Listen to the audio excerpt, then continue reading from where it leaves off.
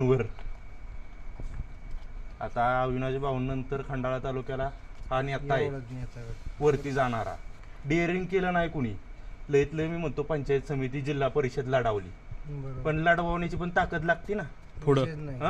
पुढं होऊन कितीतरी दबाव आला असेल किंवा कितीतरी प्रलोभन आले असतील. 25 लाख देऊ, 1 कोटी देऊ, 2 कोटी देऊ. जो मानला नाही आपला नेता त्याला.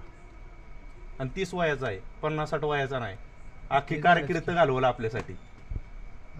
ताकद आहे तेवढी, फक्त आपण ताकद द्या. अभ्यास बोलणं तर इतकं मस्त आहे ना, अजिबात वायपट बोलणं नाही.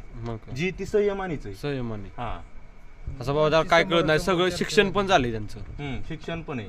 बरं मला सांगा, एवढं शिक्षण झालं, एखादं म्हणलं असतं तिथं कुठेतरी कॉन्ट्रॅक्ट घेऊ, बंगला बिंगला 60 का 70 हजाराची नोकरी सोडून आले, प्रस्त निर्माण करू, कुणाला नको वाटतंय का? पण समाजासाठी तळमळ आहे.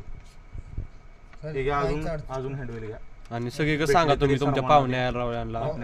उद्यापर्यंत फक्त प्रचार करायचा आहे, नंतर काय दिवस आहे शेवट. पुन्हा 5 वर्ष बघत बसायचं नुसतं, आपल्याला काही करायचं एवढं.